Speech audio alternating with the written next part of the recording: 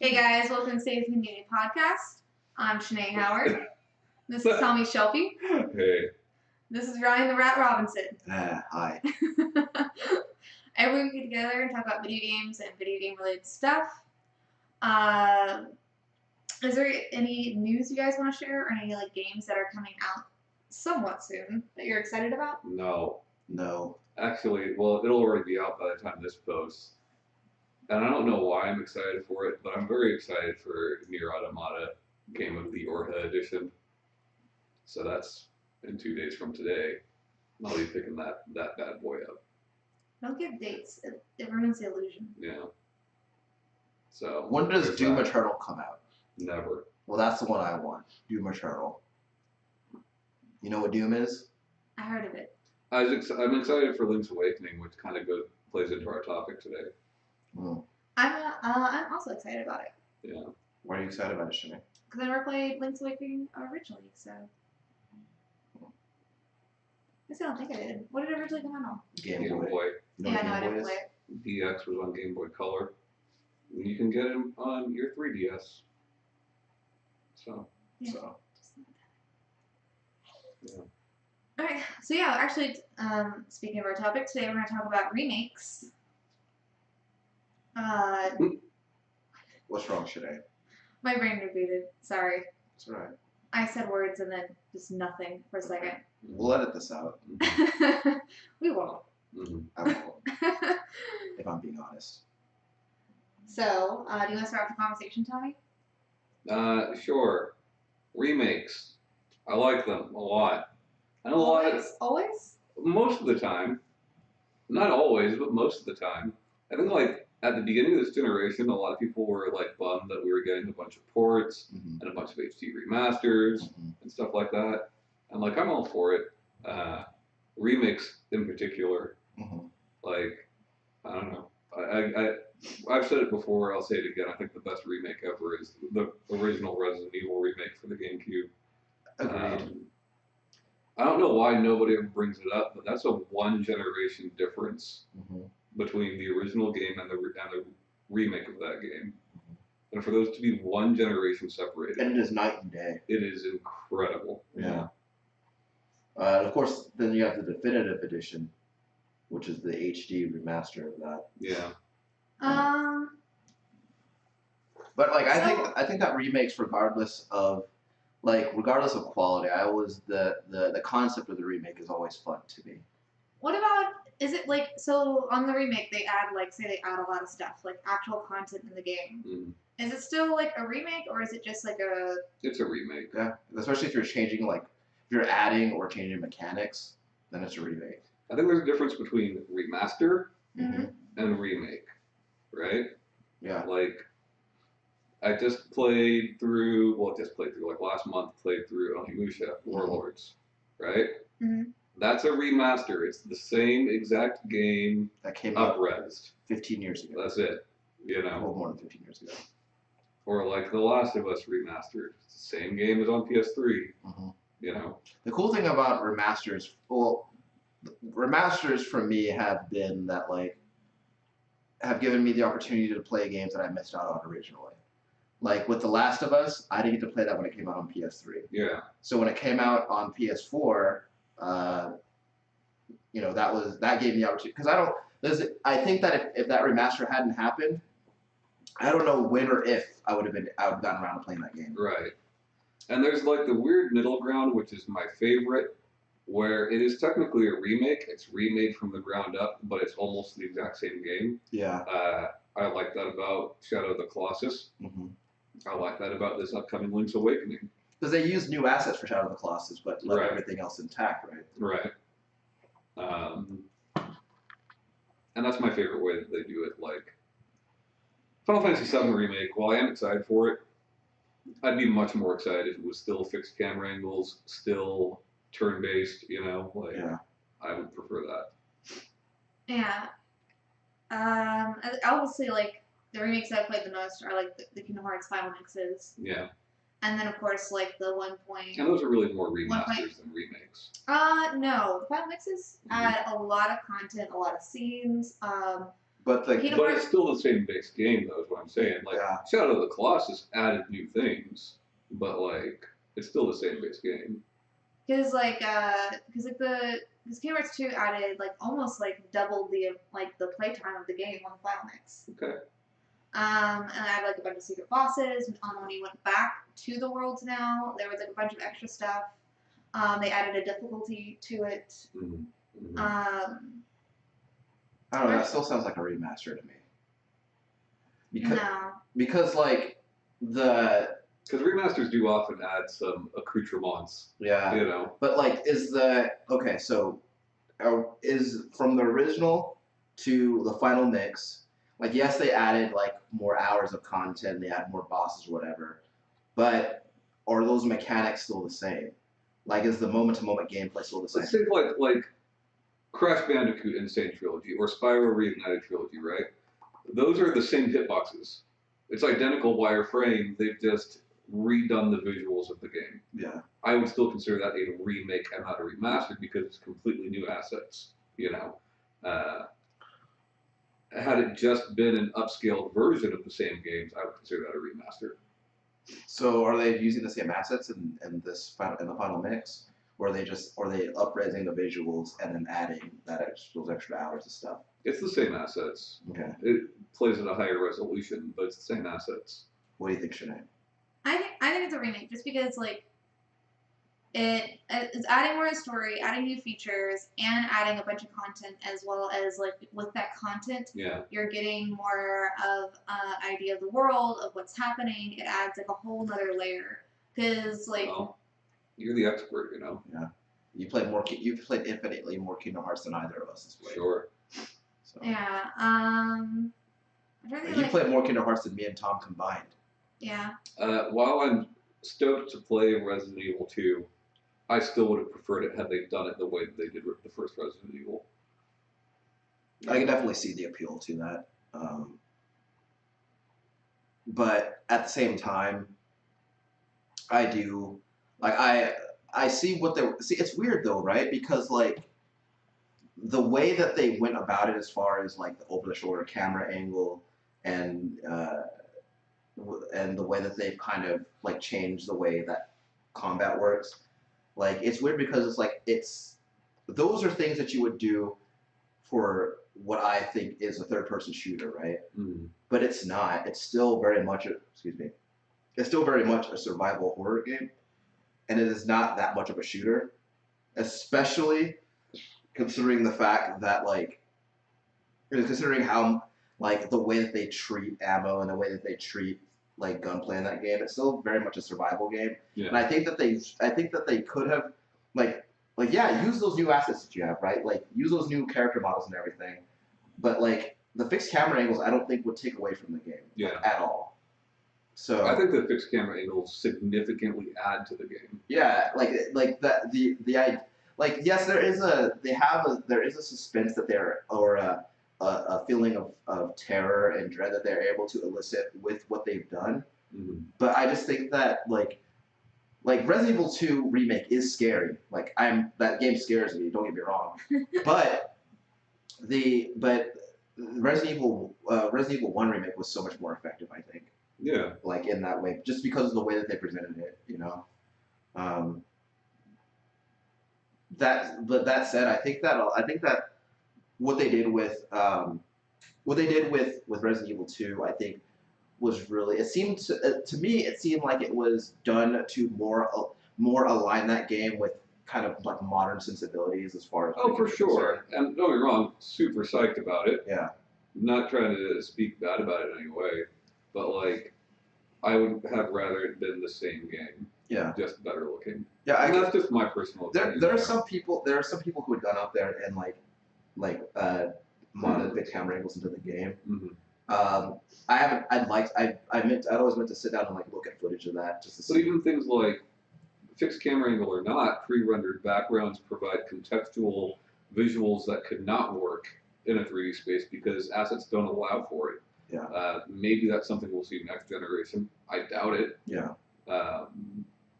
And Resident Evil 2 has a problem in contextual art assets in that they were pretty lazy about certain things. I don't know why this is, but if you look at certain signs in the game, Mhm. they literally take like random Wikipedia articles and slap them on things. Yeah.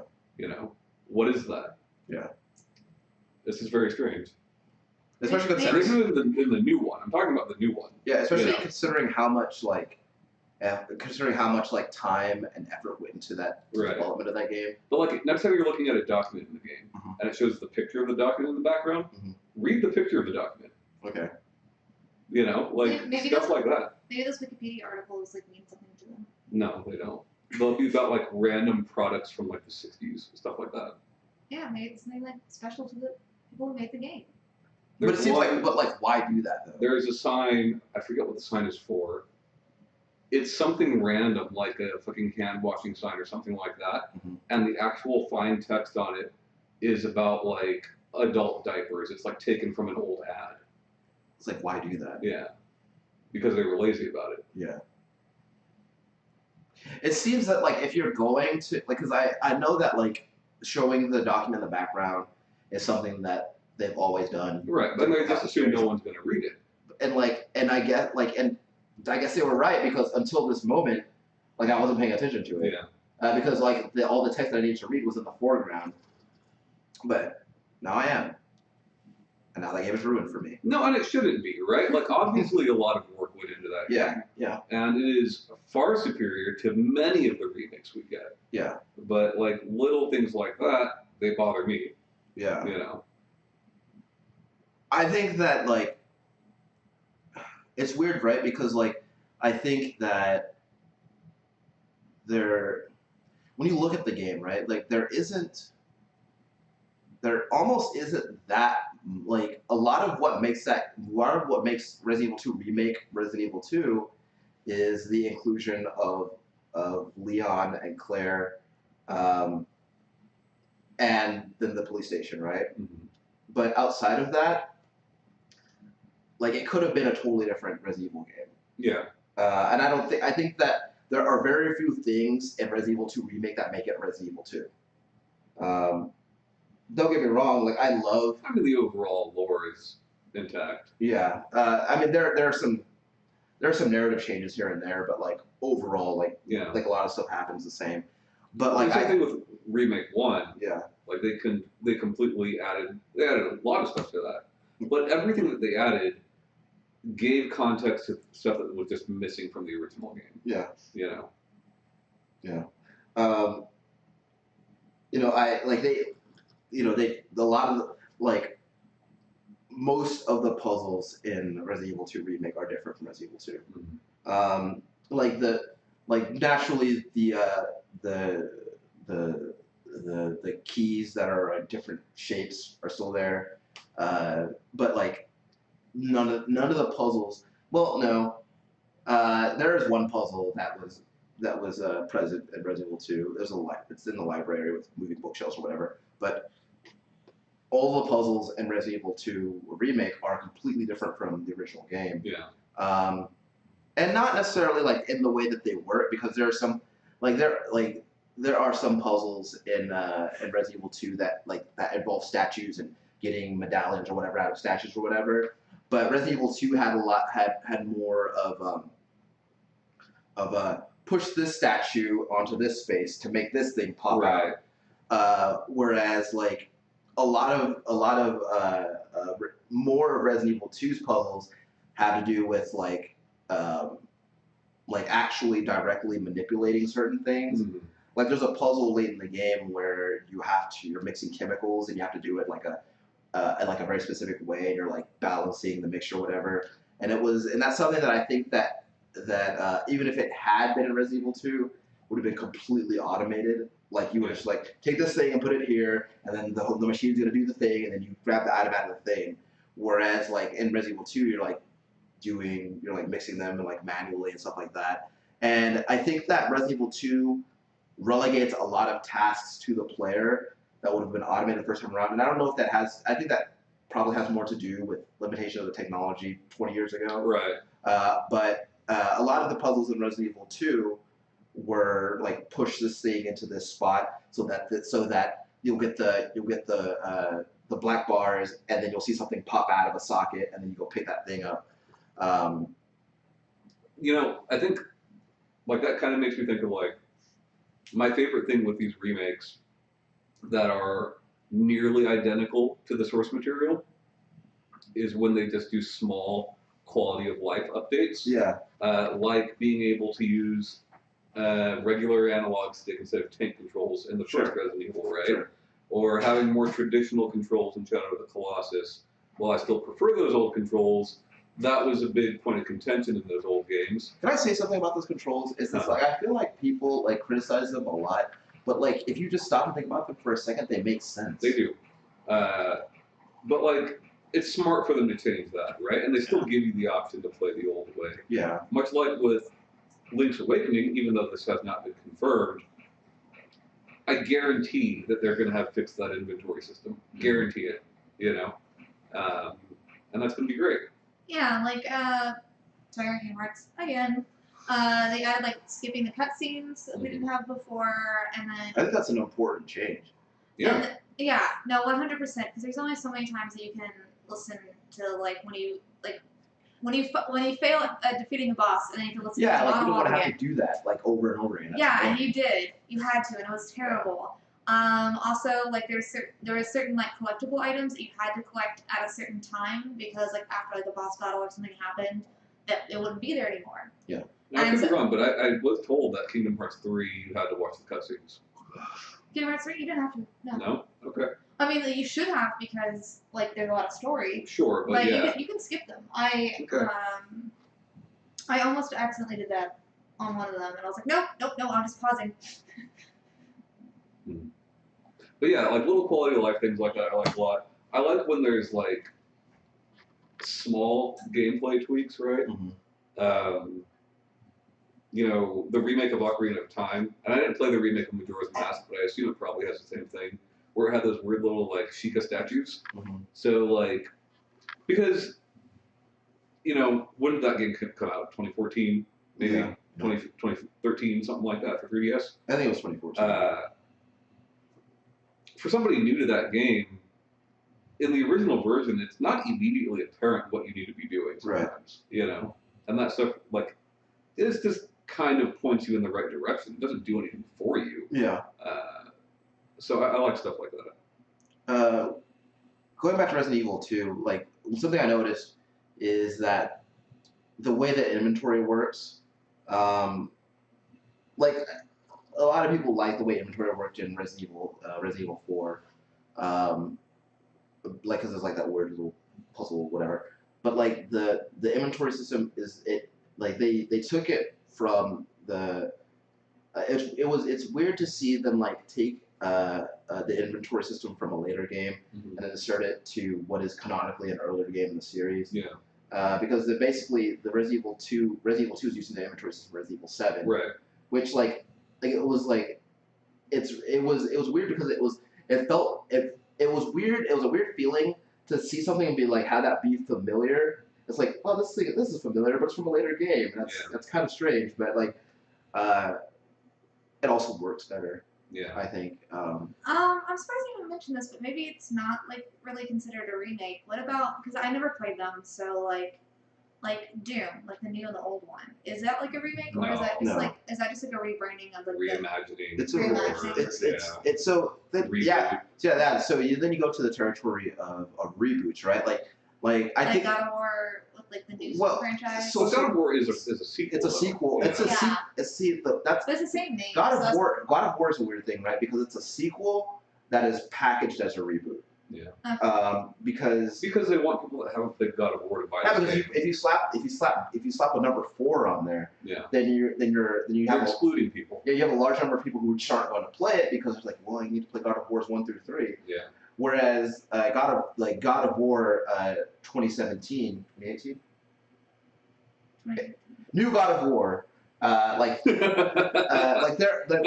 are some things that like if you play older games in the series that you'll notice, but at the same time you can play that because I haven't played all the God of Wars, right? But like I played enough previous God of Wars to know like, oh, there's that scar on Kratos' stomach from the time Zeus stabbed him in the stomach with that sword, and like but like as a new player, you probably wouldn't ask any questions about that.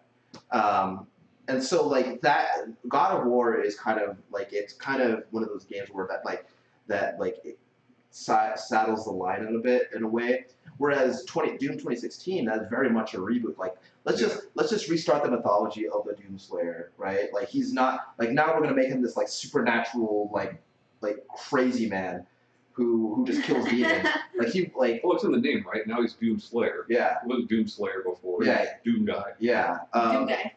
But then you also have, but then there's like then there's also DMC, which personally I'm sad that never really went anywhere. Yeah. But like that was a reboot, like a reimagining of it, because they didn't fundamentally change him, but they threw out the old canon. Yeah, and like Dante, like the Dante in DMC versus the Dante in Devil May Cry's 1 through 4, like they're different guys. Like personality wise, they're different guys. It's like parallel universes. Kind of, yeah. Like that's one way, like, and there's even like a point early on in DMC where Dante is running through this carnival and like a wig falls on his head that looks like. It's like very like original Dante's hair, and he's like not a chance, and it's like yeah, because like they're different. It's like they're different characters that are like in the same universe, and so things like that, like reboots, I find interesting in that like you have people you have like a different set of hands working on this thing and kind of reshaping the universe in a way that may or may not be appealing to like a new generation of people, because I think that DMC would be more appealing to people who I do think that DMC is a game for like a younger generation, honestly. Whereas which is why like you had you had that vocal group of people who saw that version of Dante and like just immediately hated him, like the original Dante is like he's not anyway. Like it just, I think that reboots can sometimes be more interesting than remasters or remakes. But the thing about it is that like as we see with DMC, like sometimes they just don't go anywhere. I think that it very rarely happens. I've only ever been able to think of 2 instances. And now I can only recall one in which you can kind of satisfy everybody on that front, and that's Mortal Kombat 9. Yeah. Because it's simultaneously a reboot, a remake, and a sequel. Yeah. You know. It's alright. I'm super not familiar with the Mortal Kombat series. Like Mortal Kombat details? 9, which they just called Mortal Kombat, yeah, is still a sequel to the mainline games that came before it, but it reboots the franchise. Oh. This is why they just call it Mortal, because it through some sort of dimensional shift, yeah. Okay. it goes back to the beginning, and it is a remake of the first 3 games. Okay. So it simultaneously checks all 3 of those boxes. The interesting thing about Mortal Kombat though is that like Mortal Kombat, like if you put Mortal Kombat 1 through 3 like as separate games like next to each other, like the differences in each one are like very apparent. Like both like mechanically, stylistically, like those games are like distinguish themselves from each other in like very like apparent ways. And the cool thing about Mortal Kombat, the reboot, was that like they seamlessly blended all of those games together in a way that if you like there are certain like if you're not looking for it, like you don't see it. But it's really cool to like they put all these characters in the same game together that previously had never. But it makes sense though. The story mode of that game goes through the story of all 3 of those games. And and that's another thing too is that the idea of like Mortal Kombat has always had its lore, right? And it's mythology, if you will. Sub-Zero. Yeah, there's something that they try to expound upon with these spin-offs, like with Mortal Kombat Mythology, Sub-Zero, with Special Forces, with Shaolin Monks, with all those games, right? And they all have existed as like separate things, but then when they rebooted the franchise, they were able to condense all that lore into one game, and then now you have then they were able to continue it on with Mortal Kombat X, and then presumably with Mortal Kombat 11 too. And it's been the first time Mortal Kombat's been a good fighting game in many, many years. Yeah, because they after Mortal Kombat 3 they went 3D for 3 games. Mortal Kombat 4 was 3D, which that game was bad. Then they had Deadly Alliance, which was also bad, and then Deception, which was decent, but it still was missing something. Then they brought it all back to 2D, and it just the well, Armageddon as well. Yeah, 9 is a direct sequel to Armageddon. Which Armageddon is a game that I bought on launch day, and I just Credit? I mean, there are very few game purchases that I actually regret. And wouldn't say that I regret Armageddon, but I think that in putting all those, I think that in making a game where you put every Mortal Kombat character who's ever existed in the same game, I think that because one of the things about Mortal Kombat is the personalities of the characters. One of the reasons to come to Mortal Kombat is all those characters have their own personality. And then you kind of lose some of that when you just cram 70 characters in one game. But then they brought it all back. When they brought it all back to 2D, it was it felt truly it felt at the same time like a sequel, but at the same time it felt like it felt like a true reboot. Because it is. Yeah, it is both of those things. And it that game, because I think that if they had done that, I think Mortal Kombat would be dead in the water. But I don't disagree. But they breathed new life into that game. It's look, this is what people have always liked about Mortal Kombat. So we're going to take that format, but then we're going to update it in a way that makes sense in the 21st century. And it just felt like it. I mean, what they did is they made Mortal Kombat as close to Street Fighter as they could. Yeah, and then things like EX moves and the Mortal Kombat 9. The first time I saw Mortal Kombat 9 felt to me like the first time I saw Mortal Kombat 2. And that it was this is a whole new frontier for this franchise.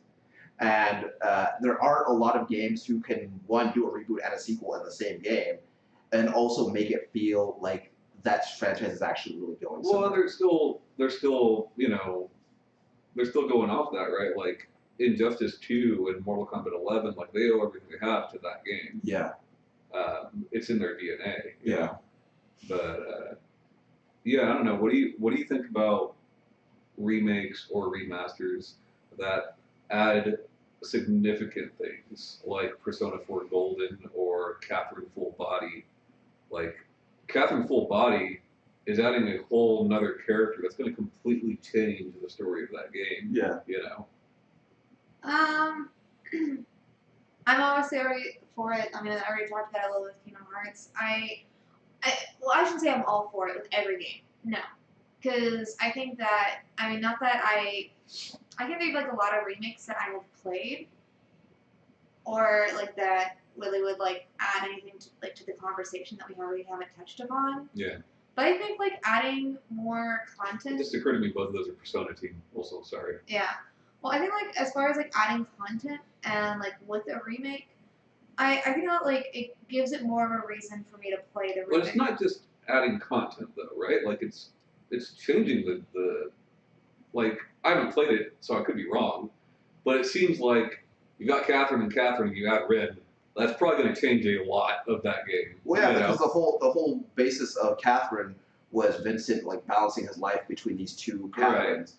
And then you got to muck up the works even more. Well, because the whole everything was written in a way that he's having to balance his life between these two people. Well, we know the old voice actors they had to go and do new lines. Well, because you have to, right? Because if you take the VO from the original remix of Catherine, then the addition of Rin, everything just seems slapdash and tacked on. Right. So if you're gonna add another dynamic to that balancing act, then you have to record new stuff. But you like that. What do you think about that? I like it if it's done well. Yeah. I almost look at it as an Elseworlds game, Yeah. Like a Marvel What If, one of those. Well, that's the way I look at it, and I'm glad they released Catherine Classic recently because you still have that original one. You know? We'll see. But- I'm Yeah, kind of, I mean that's the thing. Like, if it's still like easily accessible to play the first one, what's the Mhm. point of playing the second one? yeah. Because like, if I wanted to play like even, I mean, a lot of people. All right, I'm definitely generalizing here, but a lot of people still have like their 360s and like PS3s and stuff, and so where they Oh, a can. ton of people. Yeah, so they can still play these games if Yeah. they wanted to. So it's just since it's like one generation, I think that it's totally okay to like add new characters, add new content because it's not necessarily the most accessible, but it is still like accessible to play that original game. But like, no, I absolutely agree, and I'm glad that Persona did it right and released an updated version of the original Catherine recently, right? Yeah. But like, I don't know, like in a fighting game, when they add new characters, it doesn't fucking matter, right? Yeah. But when it's a game done by Persona Team, Persona 4 or Catherine, which are very story focused, it's Yeah, because it's old. like, it's not the same game, Well, right? it's like with okay, like take Street Fighter 5, right? Like they're adding these characters, right? Right. So like you might like the farthest you're thinking about the addition of these characters is the game balanced with the addition of these characters, right? But you're not thinking about like you're not thinking whether or not the backstory of any of these characters changes, right? Now with Catherine, I'm of two minds, right? Because like I say on one hand, like, well, I've already played the original Catherine, right? So if like I've already played the original Catherine, so if they're just giving me Catherine again, Mm-hmm. then I like why play it? But then I also say that while having bought every version of Resident Evil 4 that's ever released, Yeah. knowing full well that the definitive edition of that game came out like forever ago. Yeah, I just bought a 4th version of Downwell, Yeah. and there's nothing different about it. You know. So it's funny because like, well, I guess with Catherine, you're like a large like Catherine is a suspense. Like I think you would classify that as a suspense thriller, an erotic thriller, if you will. Sure. And thrillers work. Makes me horny. Sure, it's a horny game, especially with that moaning vagina boob monster. Yeah. I fuck that thing. But like the thing about, like we talked about this when we had our narrative episode, wherein like where plot twists are effective one time and then like then they're meaningless after that because like you know what's gonna happen. Whereas with like with a thriller or like with a thriller like the suspense, like you know what's gonna happen, so you have a hard time feeling that level of suspense. So when you can actually change the story, you add a third dynamic to. Well, like with a game like Catherine, you already could though. You know. Yeah, but like, you know, like if you play that game enough, then you know of what ways you can affect the story. Whereas if you have like now you have a new way, like well now the story can go a totally different way now that like I've not experienced before. Sure. Whereas if I played enough Catherine. How am I going to respond to these text messages? Yeah.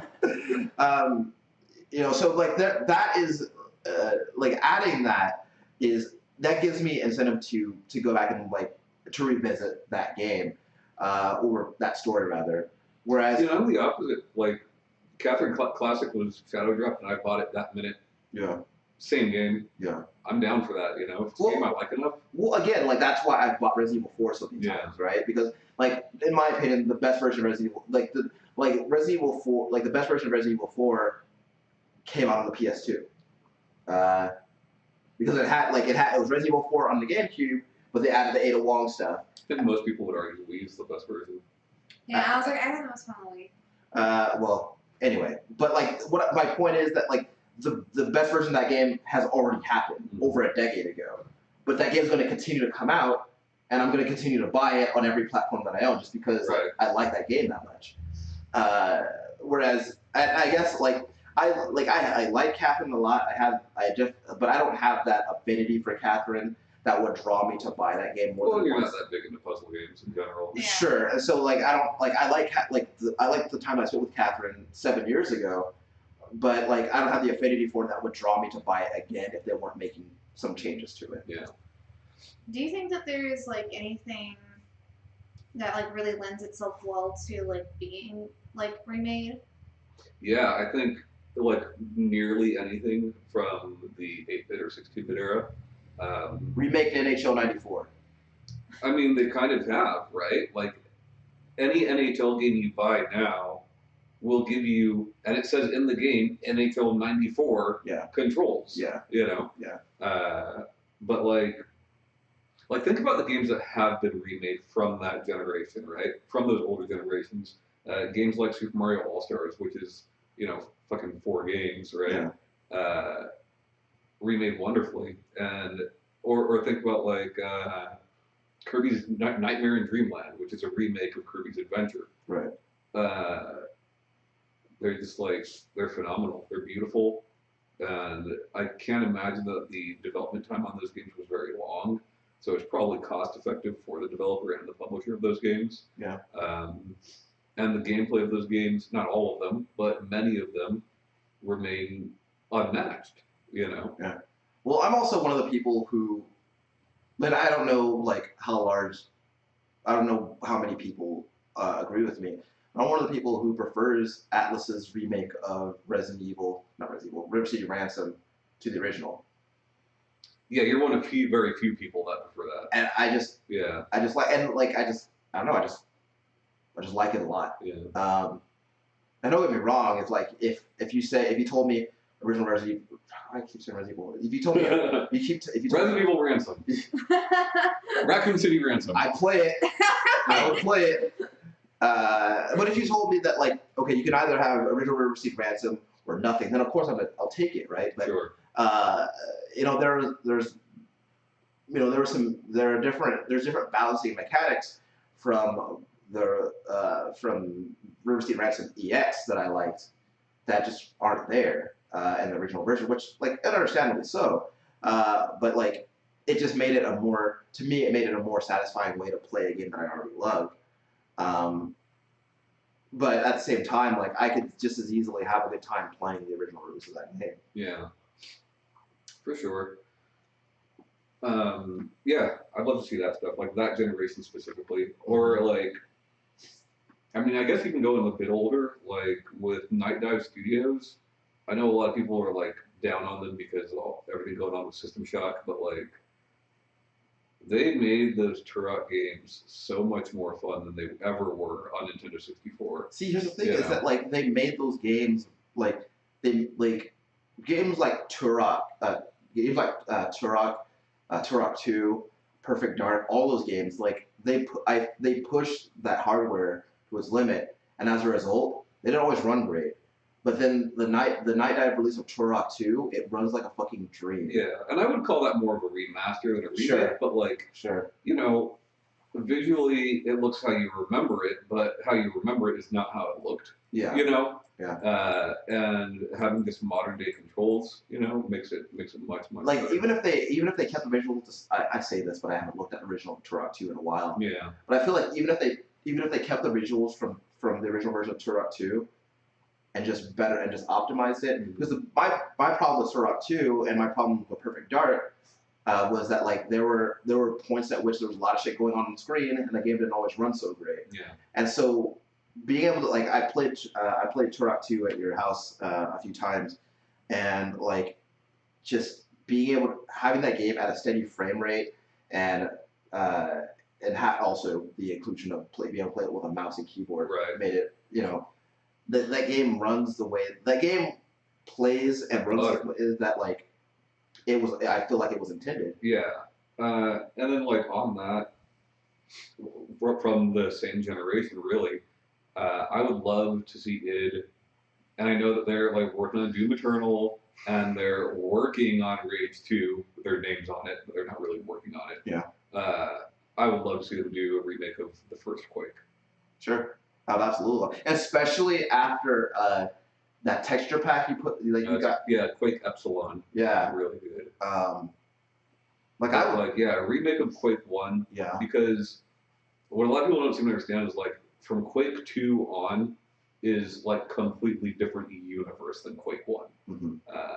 And like Quake 1 is where it's at. I just feel like Quake 1, like tonally. Yeah, it's and fucking like, it's gross. Just, it's scary. It's gross and it's dark and there's noise. That game is great, and Quake 2 is just like it's all like actually all the Quakes after like Quake 2 on, just like it's futuristic Right. and like Quake, especially Quake 2, like everything is all sleek and like I just And even Quake 1, like, Yeah. well, the whole thing with Quake is they're not supposed to take place in one time or one dimension, right? But, like, yeah, Quake 1, I think that's a better game than Doom, you know? they tried to bring back that same kind of feel with Quake 4, but like that also just wasn't a good game. Yeah. But at the same time, it was a 360 launch title, so I mean, you know, make of that what you will. But I think I do think that especially with the success that Doom saw a few years back, I think that Quake, like if they rebooted Quake, like I think that game would be. I think that you get the right team on it, that game would be fantastic. Oh, also, a shout out to the Tomb Raider reboot. Like, Oh yeah, I think, like, absolutely. bad writing, but other than that, they nailed it, Yeah, you know? like they Get new writers, like, fire those writers. But other than that, you got something. yeah, like the game. I mean, the biggest problem, I think the biggest problem, like narratively speaking, with the Tomb Raider reboot, is that very quickly, uh, uh, Lara becomes Jean Rambo. And see, I've heard a lot of people say that, and like contextually, it bothers me a little bit, right? Yeah. She's sad about the first time she kills something, I think it was a deer or something like that, right? But and then a person, like first time she kills a person, but then like right after that, she's mowing down hundreds of dudes.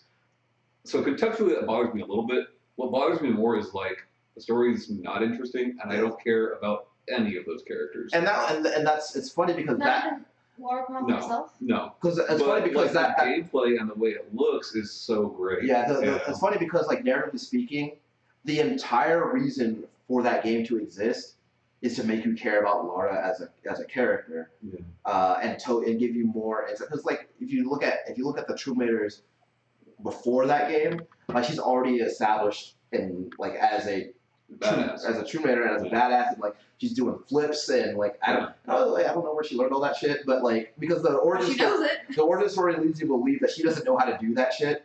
But like anyway, like she's already like she's jumping off walls and like firing 2 pistols at dinosaurs and shit, and like but I think that like those games were going for a very specific kind of like for a very specific kind of feel. Whereas, like the reboot of Tomb Raider, because I think that when Tomb Raider came out back in 2013, I think that was we had already transited into the age of the gritty reboot. Yeah. And so that's kind of when you tell people that you're going to reboot a story franchise like that, that's kind of what they expect. But no, make it more like Fortnite. Give me like the tooniest, goofiest shit ever. I'm down for that. You know, I'm actually surprised that Lara Croft has never been in Fortnite. But I think that, you know, from a gameplay standpoint, both Tomb Raider and what's the second one? Tomb Raider. Shadow.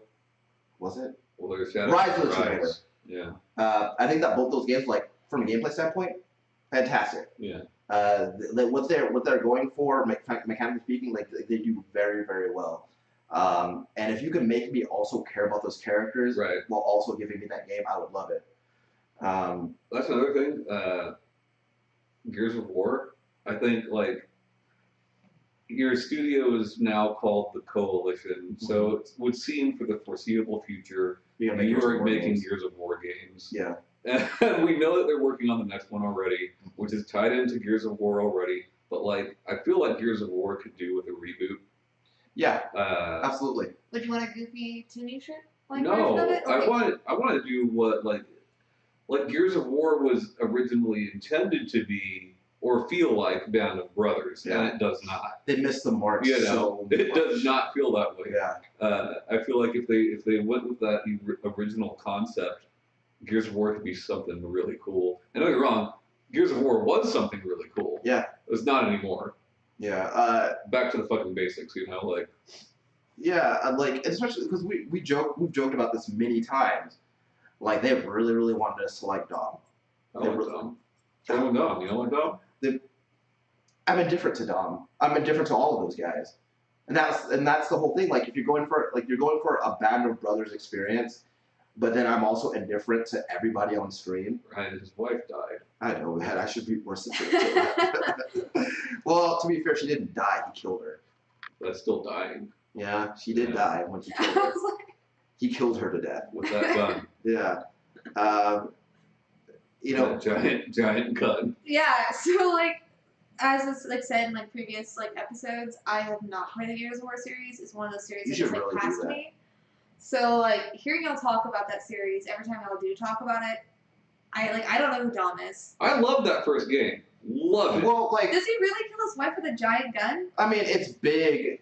Like, all the guns in that game are big, though. Everything's big. Yeah, like, everything in Gears of War is big. Yeah. But, like, the thing, and it's not like he didn't just, like, walk into the room and shoot her in the face. Like, there's supposed to be, like, a sad moment accompanying, like, what he did.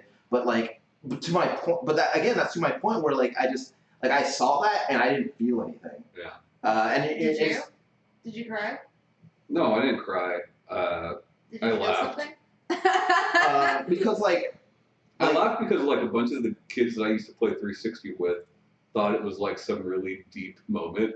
Oh my god. well, like, the problem with inserting a moment like that into your game is everything up to that point is just so fucking ridiculous Yeah. and so lacking of substance, and then you try to you try to ham fist some kind of like It's like when moment. James Cameron tries to have a sad moment, you know, like it doesn't work. But Well, like, I mean, I wouldn't go that far. I mean, I cried at the end of Terminator 2 every time. But okay. Yeah, that writing. I know now why you cry. it's something So I would never good. do. But It's not that gets me. It's a thumbs up. sure. Yeah, like But I feel like they could do something really cool. 'Cause Yeah. it's a cool idea. It is. Yeah. And as far as third-person shooting goes, there's not a lot of third-person shooters that feel as good to play. Yeah. We just need new writers and maybe a new character designer, Yeah. you know, because not everybody's that huge. Yeah, I say very few people are that huge. But, I'd say a very small portion of the human population is that huge. sure. I don't know. I think that game. Because I think the first Gears of War came out in 06. And yeah, that game could use a reboot. Like that game is like that franchise is 13 years old now. Yeah. You know, and I played through the first 3 games, and it just there are some cool moments. There are some cool moments in those stories, but like they're gone in an instant. Yeah. And like playing through that trilogy, like it very much seemed like just kind of going through the motions. Like I mean, you played it because it was fun and it Yeah. looked great, and Yeah. you know, nobody played for the story, but I feel like you could get to that point. and like It is interesting, you know, like Yeah. Well, because there are so many times where we say like, you know, nobody plays. By the way, if you can hear that Ryan's neighbor has a motorcycle. I'm Yeah. sure, I'm sure that most of our listeners know what a motorcycle sounds like. But I think that like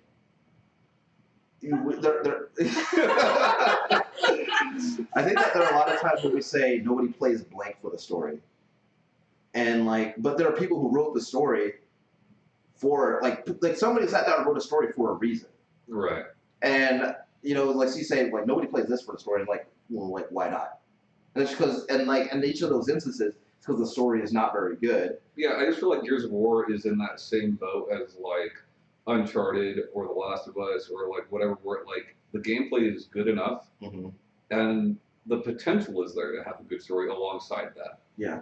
I don't think every game needs a good story. No. You know? I think a lot of people like the story The Last of Us. Well, sure. It's a very well written story. That's what I'm saying. Like Gears of War could be that. Yeah. You know. Okay. And there are no, I think that I don't want to as a designer, I don't have a whole lot of opinions of Cliff Bleszinski that I'm going to voice here, but As a designer? yeah. Anyway, I think but his general what I've seen of him, his general attitude seems like that is something that kind of stood in the way, that could have stood in the way of the narrative of Gears of War 3, like being of substance in that way. I mean, he talks about that franchise and what he wanted it to be. He talks about that franchise and that it's not how he envisioned it, you know.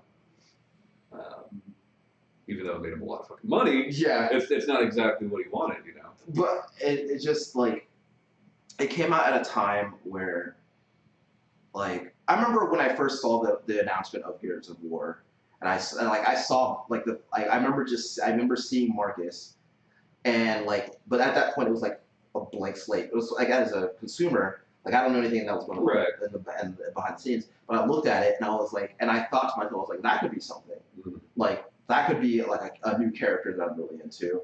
But like, and Marcus Phoenix, like conceptually speaking, I mean he's cool, but like then like all the shit that comes out of his mouth is like just like meathead garbage. So Well, I think what's very telling is if you look at 2 E3s ago, right? When we had the God of War reveal, Mhm. and we had the Gears of War, what would it be? I guess it's going to be 5, the next one is 5, yeah. right? And they were very much the same reveal. Yeah. Here's Kratos, but he's old now. Here's Marcus, but he's old now. Yeah. Right? Like, it was very much the same thing. And, Did Marcus have a son he was angry with all the time? I mean, it's kind of. Actually, yeah. And, well, like, he has a son that he's not on the best of terms with. Right. And, like, neither of those characters are characters anybody really gave a shit about. And you still don't really give a shit about one of them. You know? Yeah. You know what I mean? Yeah. Like. It's funny because, like it would be easy for me to sit here and say, well, you know, honestly, Kratos had the deeper mythology and all that other stuff. But he was like Marcus, he was still a muscular, yelly, screaming dude. Like they're like in a lot of ways they're not that different. Right, and there was only a couple more God of War games than Gears. So like they did something with the fourth God of War game. Like they came out and like they made a good story with the fourth God of War game. Yeah.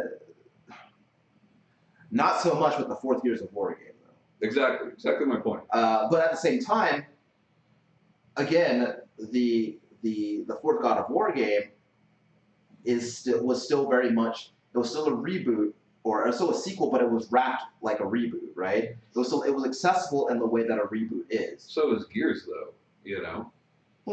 Yeah, well, I mean, especially like it was intended to be anyway. Yeah, and like you're JD now, it doesn't matter. But again, that's one of those games where they say, well, nobody plays Gears of War for the story. I almost played that Gears of War for the story. Yeah. I liked the setting. I liked the whole time frame thing. It appealed to me a lot, you know. But then everybody played it, and it was just like, it's all right. Yeah. Well, I think that if for a reboot of Gears of War, for me, if Gears of War were to be rebooted, the more would need to change than the story, because I think that with like some with new weapons and shit aside, like with all those games, I felt like I was playing the same game, like over and over again, which for some people is fine, right? Some people are into that, but like if like I do believe that Gears of War 5, I will be playing Gears of War 1 again, and like that wouldn't. I mean, that is like again for some people. I think there have been substantial changes. They're just maybe not substantial to everybody, right? Like if you look at, there is obviously a difference in the environmental artists from the first Gears of War game to the most recent one. Sure. You know. And I'm not talking about aesthetics. I'm talking about like level design. Right. You know. Right. There's always been the joke with Gears of War and even with other third-person shooters that, well, why is there a bunch of waist-high walls everywhere? Well, it's because you need that to play the fucking game. Yeah. And that's still in the newest Gears of War, but it's not as noticeable. Not by any means, you know. I mean, and I guess one thing that makes me grateful for Gears of War is, I think that is one of the things that is keeping the cover-based shooter alive, because the cover-based shooters are very compelling to me. Like from a gameplay standpoint, I think that mechanically they're really neat. But I think that if I think that Gears of War could do with a. I feel like that mythology could start over. Yeah. I think they could better establish like all of those characters, and make it so like I would love to have a favorite Gears of War character. Like that would be really cool. Dom. Well, Dom. I would love to have a new favorite. Like I don't want Dom to be my favorite anymore. There's always his dead wife. His dead wife. She was pretty cool. Which, by the way, Shanae, even if you don't play any of the Gears of War games, you should really watch the scene where Dom sacrifices himself. Okay. It's pretty. Like it's great, and then that it's awful. I was like, would you say it's good? No, I wouldn't say that any part of that narrative is. Well, no, hold on. There are some parts of that narrative that are kind of cool. I also want a Wave Race remake. Oh yeah, definitely. Yeah, I was about to ask. Is there any particular games that you want that to be remade? Yeah, I want Wave Race. Yeah. I want Pilot Wings real bad. Oh yeah. I miss Pilot Wings. Yeah. Pilot Wings Resort, like people shout all over it. I think that's like one of the best launch games ever. Mm-hmm. When was the last Punch Out? That was really good too. Yeah, I was like, a lot of people liked it. I think it would also like lend itself well to be put onto the Switch as well. Punch Out. Oh yeah, just arms. I think a remake of Street Fighter would be really cool. Like, I was thinking that first Street Fighter. Oh yeah, make it good. I think people shit all over that game for no reason. I mean, I like it.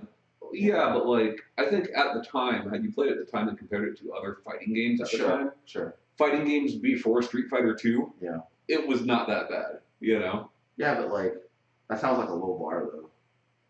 Well, yeah, because Street Fighter 2 is what made fighting games good. Oh, I know what they should do. They should remake. You remember Pit Fighter? Yeah, that game sucks. It sucks now. No, I believe Midway did that. I felt there's one. I guess it would be a reboot. I was telling Tom about the reboot or remake. I don't know what you call it of Narc. Did you ever play Narc? Mm-mm. Okay, so Narc, the original game was this arcade game where you played as it was a one or two player. I played it on the NES. And basically you play as this guy who is a Narc agent, and he wears a vest, pants, motorcycle helmet, and he's going around. As a Narc, you don't disguise yourself at all. No. You just blow people away. Yeah, you're not like he has a rocket launcher and there's drug addicts that come at you and you just blow them to pieces. Yeah, you're not snitching on anyone. So you're just going on a killing spree. Yeah. So they in 2005 they made Narc. I guess I want to say they rebooted it. I don't know what you call it, but they made a game called Narc, starring Bill Bellamy and Michael Madsen. That's awesome. And the game launched at $20. Yeah. And they really leaned into the drug angle of that game because even on the front of the box it said $20 friend prices. Yeah. So the premise of the game was not only are you stopping drug criminals, but you're also using drugs that you confiscate. Like you have the choice to either turn in the drugs that you confiscate to be a good cop, or you take those drugs and use them to gain an edge in combat. Yes. Like you smoke some weed and it slows down time. That's what weed does. Yeah. Yeah. I think if you took acid, it made everything weird. Like people would have like different heads or whatever. And so like you were going around the city like beating up and arresting people and like I said, Bill Bellamy and Michael Madsen are there. Okay. They should try that one more time though.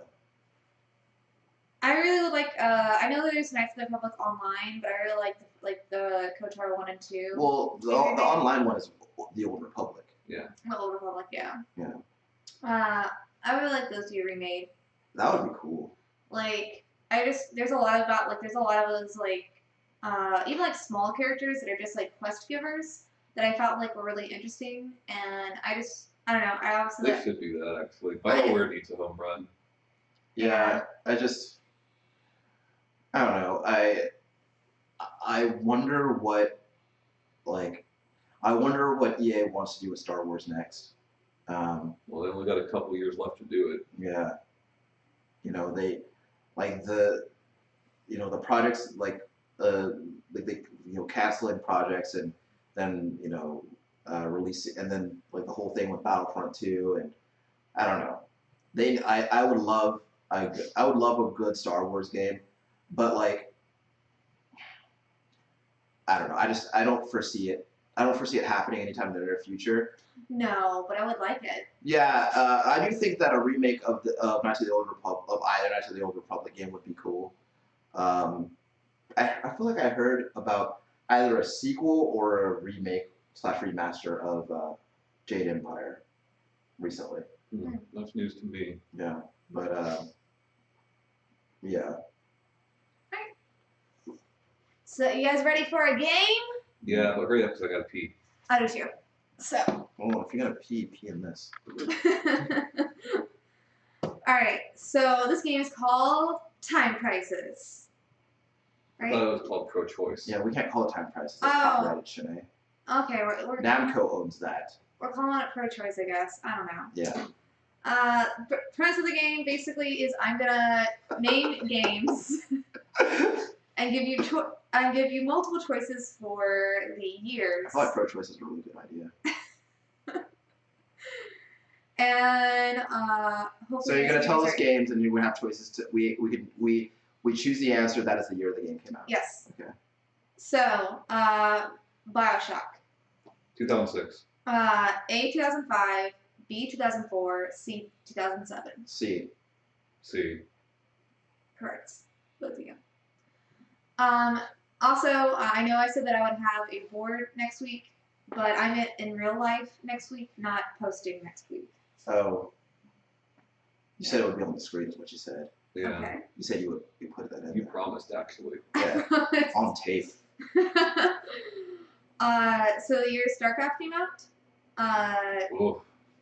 A 1996, B 1998, C 2001. 98. B 98. Both correct again. Year Mario Sunshine came out. Okay. A 2004, B 2002, C 2001. 2004.